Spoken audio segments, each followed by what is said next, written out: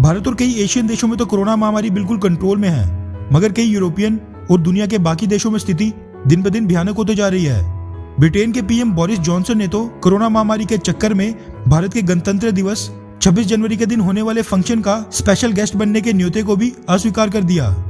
एक तरफ चाइना है जहां से इस महामारी की शुरुआत हुई, जिसने इसको पूरी दुनिया में फैलाया, तो दूसरी तरफ भारत है जो ऐसे हालातों में भी पूरी दुनिया की फार्मेसी बना हुआ है और कई तरह के लाइफ सेविंग ड्रग्स और वैक्सीन्स आज भी पूरी दुनिया को एक्सपोर्ट कर रहा है। एक अनुमान के मुताबिक पूरी दुनिया में इस्तेमाल होने वाली 50 से 60% वैक्सीन्स अकेले भारत में ही बनती हैं। इसीलिए इस चीज का अनुमान पहले से ही लगाया जा रहा था कि कोरोना महामारी को पूरी तरह खत्म करने में भारत एक बड़ी भूमिका निभाने वाला है, जो कि अब बिल्कुल होते दिखाई दे रहा है। श्रीलंका, नेपाल, बांग्लादेश, म्यांमार, कजाकिस्तान के बाद अब और कई देश भारत में बनी वैक्सीन की डिमांड कर रहे हैं। इस लिस्ट में अब एक और देश ब्राजील की एंट्री हो गई है। दरअसल द इंडियन एक्सप्रेस के हवाले से एक खबर निकल कर आ रही है कि ब्राजील के प्रेसिडेंट जायर बोल्सोनारो ने भारतीय पीएम नरेंद्र मोदी जी को एक स्पेशल लेटर लिखकर ये रिक्वेस्ट की है कि भारत में बनी वैक्सीन की शिपमेंट ब्राजील को तेजी से की जाए। आज के समय ब्राजील की जनता सरकार से इसीलिए नाराज है कि ब्राजील में वैक्सीनेशन प्रक्रिया बाकी देशों के मुकाबले काफी धीमी गति से चल रही है, जिसको लेकर वहां पर कई तरह के प्रदर्शन चल रहे हैं। इसी को देखते हुए ब्राजील की गवर्नमेंट ने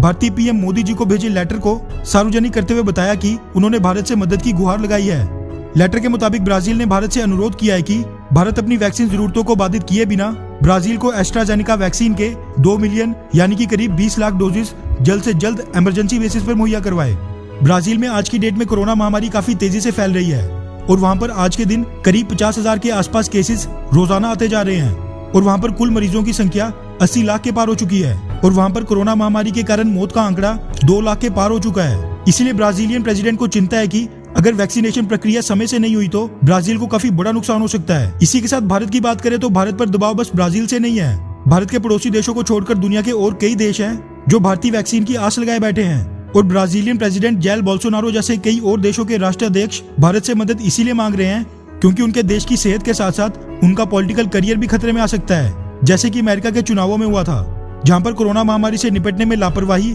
चुनावों का बड़ा मुद्दा बना था, जिसके कारण डोनाल्ड ट्रंप चुनाव बुरी तरह हार गए थे। भारत की बात करें तो भारतीय सरकार के पास वैसे तो अच्छा मौका है कि वो वैक्सीन डिप्लोमेसी करे, मगर भारत शायद ही ऐसा करे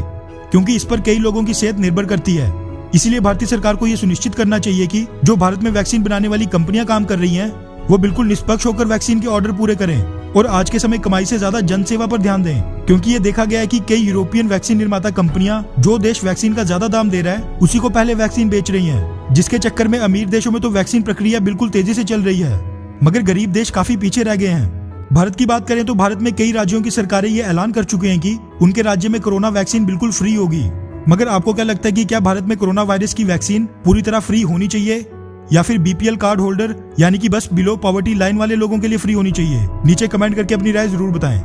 अच्छा सुनो, चैनल को सब्सक्राइब करो, उसके बाद घंटी बजा देना ताकि अगली वीडियो आपसे मिस ना हो पाए। Thank you.